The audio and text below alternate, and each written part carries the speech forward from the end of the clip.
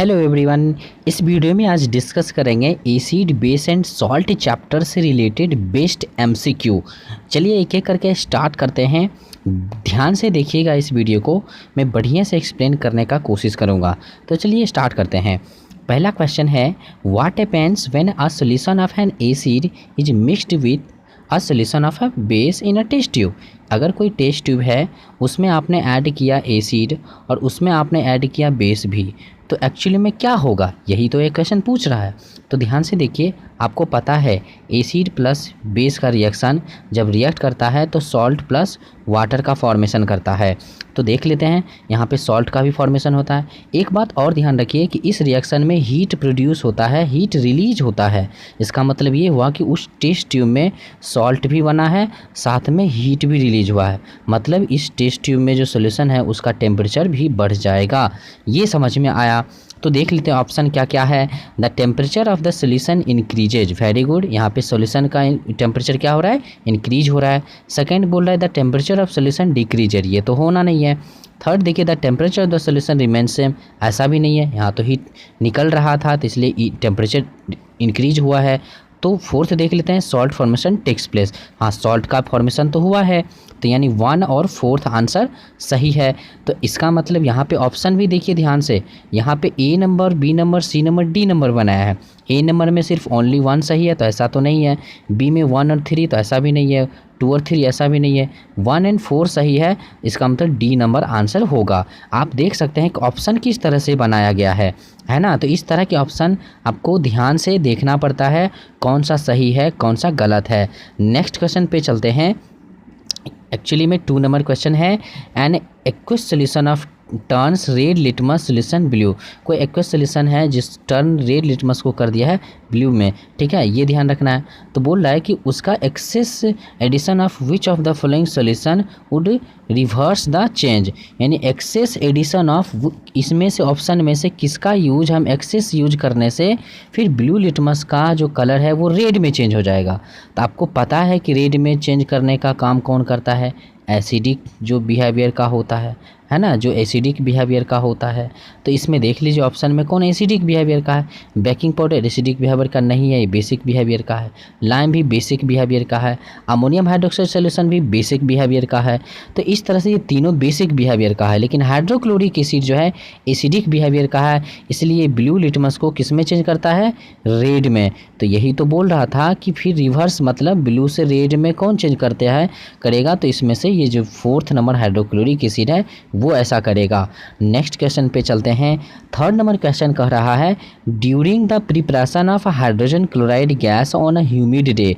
यानी humid day के जो है, ह्यूमिड डे में हाइड्रोजन क्लोराइड गैस का फॉर्मेशन होता है जिस वक्त, उस वक्त क्या होता है कि इस गैस को गार्ड ट्यूब से पास करवाया जाता है।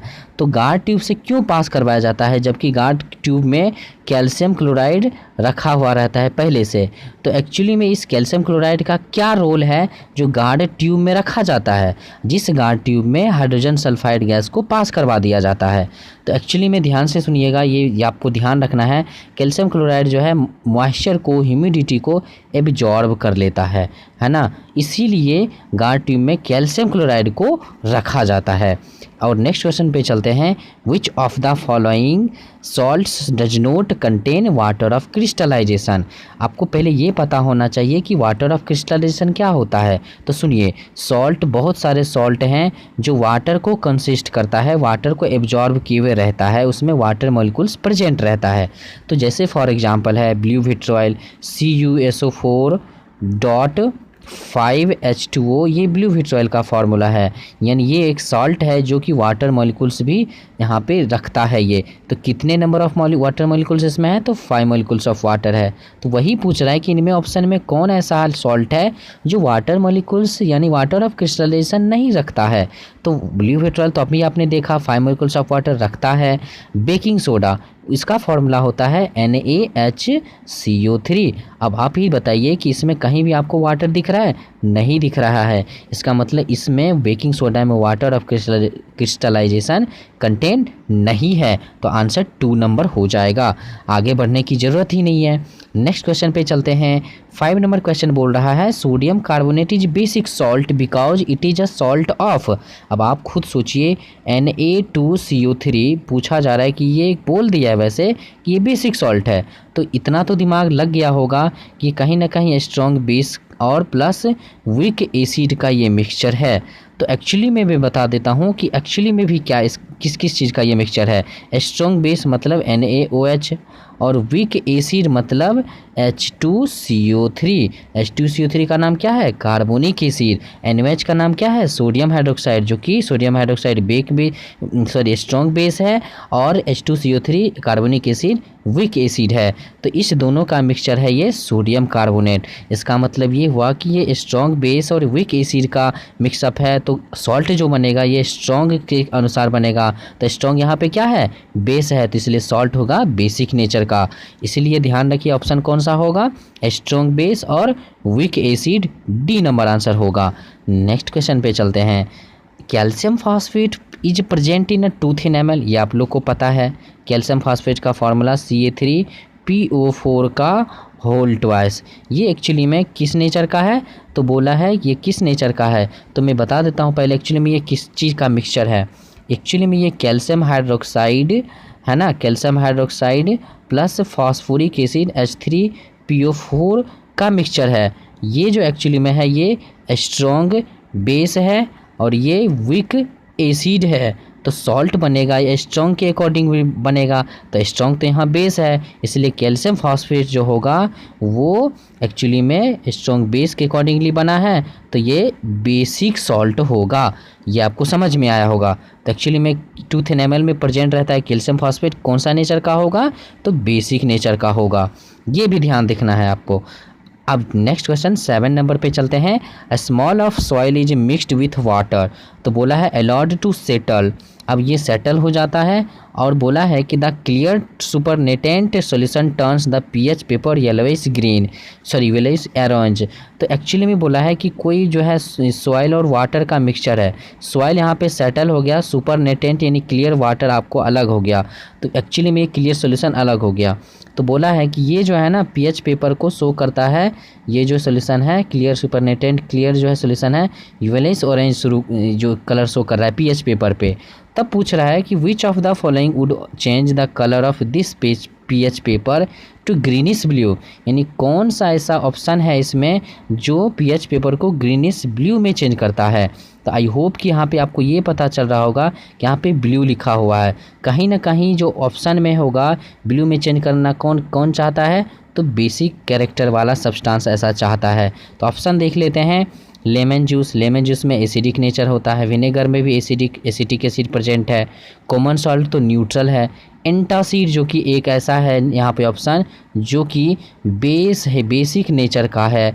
अब जाहिर सी बात है कि एंटासिड अगर बेसिक नेचर का है तो ये पीएच पेपर पे ब्लू कलर शो करेगा। तो आई होप कि आपको समझ में आया कि इसका आंसर एंटासिड होगा। नेक्स्ट क्वेश्चन पे चलते हैं। Which of the following gives the correct increasing order of acidic strength. अब आप डायरेक्ट यहाँ पे देखिए HCl कहीं पे है तो HCl सबसे ज़्यादा होगा, ये आपको पता है। HCl के बाद एसिटिक एसिड है, उसके बाद वाटर है। यहाँ पे ये आंसर वैसे एक एग्जैक्ट हो गया है सही, लेकिन अब और कोई ऑप्शन में हाइड्रोक्लोरिक एसिड सबसे लास्ट में है यानी सबसे ज़्यादा, हाँ इसमें है, लेकिन वाटर बीच में आ गया, एसिटिक एसिड बाद में है, जबकि वाटर तो न्यूट्रल है। तो इसीलिए ये भी आंसर नहीं होगा, इसलिए इसका आंसर एग्जैक्ट क्या होगा? 1 नंबर आंसर होगा increasing order of acidic strength, means hydrochloric acid सबसे ज़्यादा, फिर एसिटिक एसिड, तब उसके बाद आएगा नंबर वाटर का, है ना। आगे बढ़ते हैं 9 नंबर क्वेश्चन पे। बोला है कि if a drops of a concentrated acid accidentally spills over the hand of a student, यानी एक स्टूडेंट है उसके हैंड पे स्पिल्स हो गया है एक्सीडेंटली कंसनट्रेटेड कोई कंसनट्रेटेड एसिड, ठीक है। तो एक्चुअली में उसको व्हाट शुड बी डन, यानी इसको क्या करना चाहिए? तो एक्चुअली में उसको करना चाहिए कि wash the hand immediately with plenty of water, यानी बहुत ज़्यादा वाटर से उसको हाथ को वॉश करना है immediately. And apply a paste of sodium hydrogen carbonate. क्यों पेस्ट अप्लाई करना है? क्योंकि सोडियम हाइड्रोजन कार्बोनेट जो है वो बेसिक इन नेचर का है, उसके हाथ पे तो एसिडिक नेचर का कोई चीज़ आया था, उसको न्यूट्रलाइज करने के लिए तो आपको बेसिक सब्सटेंस का पेस्ट लेना पड़ेगा, इसलिए आंसर इसका बी नंबर होगा। नेक्स्ट क्वेश्चन पे चलते हैं। Common salt besides being used in kitchen can also be used as a the raw material for making, यानी कॉमन सॉल्ट मतलब NaCl। NaCl का जो है यूज हम इसमें से किसको बनाने में करते हैं? तो देख सकते हैं आप ऑप्शन वॉशिंग सोडा, मैं आपको पढ़ाया हूँ वॉशिंग सोडा का भी यूज हम बनाने में हम NaCl का करते हैं। तो यहाँ पे यानी वॉशिंग सोडा बनाने में NaCl का यूज करते हैं, ब्लीचिंग पाउडर में नहीं करते हैं, बेकिंग सोडा में भी करते हैं, सेलेक्ट लैम्प में नहीं करते हैं। तो इसका मतलब आंसर क्या हो जाएगा? 1 हो जाएगा और 3rd हो जाएगा, जो कि किस ऑप्शन में 1 3rd है? तो सी नंबर ऑप्शन में है। नेक्स्ट क्वेश्चन पे चलते हैं। One of the constituents of baking powder is sodium hydrogen carbonate. आपको पता है बेकिंग पाउडर जो है वो बेकिंग सोडा प्लस टारटेरिक एसिड का वो मिक्सचर है। तो अब आप बताइए, यानी बेकिंग पाउडर का एक कंस्टिट्यूएंट बेकिंग सोडा बोल दिया है, तो बाकी कौन सा होगा कंपोनेंट्स? तो देख लीजिए टारटेरिक एसिड होगा, किस ऑप्शन में है? बी नंबर में है। नेक्स्ट क्वेश्चन पे चलते हैं। To protect tooth decay we are devised to brush our teeth regularly, the nature of the toothpaste commonly used is, यानी कह रहा है कि एक्चुअली में हम जो टूथ डिके को प्रोटेक्ट करने के लिए रेगुलरली जो है हम टूथपेस्ट का यूज करते हैं। तो एक्चुअली में ये टूथपेस्ट किस नेचर का होता है? ऑफ कोर्स कि हमारे टूथ डिके होते हैं एसिडिक कारण, एसिडिटी के कारण, एसिडिक नेचर के कारण, तो हम टूथपेस्ट यूज करते होंगे तो कहीं ना कहीं वो बेसिक सब्सटेंस का रहा होगा, क्योंकि एसिडिक को तो न्यूट्रलाइज करवाना है, इसलिए टूथपेस्ट किस नेचर का होगा? बेसिक नेचर का होगा, यानी 13 का आंसर होगा सी नंबर। नेक्स्ट क्वेश्चन पे चलते हैं। Which of the following statements is correct about an aqueous solution of an acid end of a base, यानी बोला है कि स्ट्रॉन्ग एसिड और स्ट्रॉन्ग बेस के लिए कौन सा ऑप्शन जो है करेक्ट है? तो दिमाग लगाइए, यहाँ पे एक्चुअली में देखा जाए तो ध्यान से देखिएगा, हायर pH वैल्यू जब रहेगा तो खुद सोचिए कि क्या स्ट्रॉन्गर एसिड होगा? ऐसा कभी नहीं होगा, 1 तो नहीं होगा आंसर। देखिए second, higher the pH value, तो क्या हायर द pH वैल्यू होगा तो इसका मतलब स्ट्रॉन्ग बेस होना चाहिए था, लेकिन साथ में दिया वीकर एसिड। ये हो सकता है क्योंकि अगर pH वैल्यू ज़्यादा है, इसलिए इसका मतलब ये भी तो हो सकता है कि वो एक वीक एसिड है, तो 2 नंबर आंसर सही है। लोअर द pH वैल्यू, यानी 3rd को देख रहे हैं अब, लोअर द pH वैल्यू तो स्ट्रॉन्गर द बेस नहीं, जब pH वैल्यू 7 से मतलब कम होगा यानी लोअर होगा तो क्या वो स्ट्रॉन्गर बेस होगा? नहीं, वो तो स्ट्रॉन्ग एसिड होगा, तो 3rd भी नहीं होगा। अब 4th देखिए, लोअर द pH वैल्यू, यानी लोअर द pH वैल्यू तो weaker the base, of course कि वीकर द बेस होगा, तो 4th भी सही है। यानी हम देख सकते हैं 2 और 4 आंसर हो रहा है, तो किस में है? डी नंबर में है, तो डी नंबर आंसर हो जाएगा।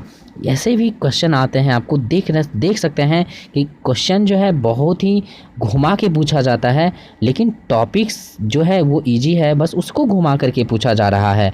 नेक्स्ट क्वेश्चन पे चलते हैं और last question, the pH of the gastric juices release during the digestion is, यानी जो है गैस्ट्रिक जूस जो है वो डाइजेस्ट करता है तो एक्चुअली में उसका pH वैल्यू 7 से क्या होता है? कम होता है। ये आपको ध्यान रखना है। तो आई होप कि आपको ये बेहतर समझ में आया होगा। 15 बेस्ट MCQ था, इनफैक्ट कि ये NCERT एग्जाम्पलर का ये क्वेश्चन है ना, और यहीं से क्वेश्चन हर एक साल बोर्ड एग्ज़ाम में आते हैं। आप नहीं विश्वास है तो आप मिला लेंगे क्वेश्चन बैंक में आपको इस तरह के क्वेश्चन मिल जाएंगे। तो आपको इसका मतलब ये तो हुआ ना कि NCERT एग्जाम्पलर से ही ऐसे क्वेश्चन उठाए जाते हैं। क्यों ना NCERT एग्जाम्पलर को लें आप और उसका हर एक क्वेश्चन आप बना डालें।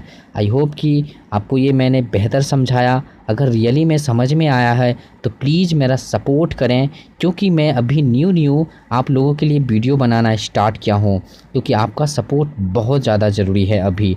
Thank you so much video देखने के लिए।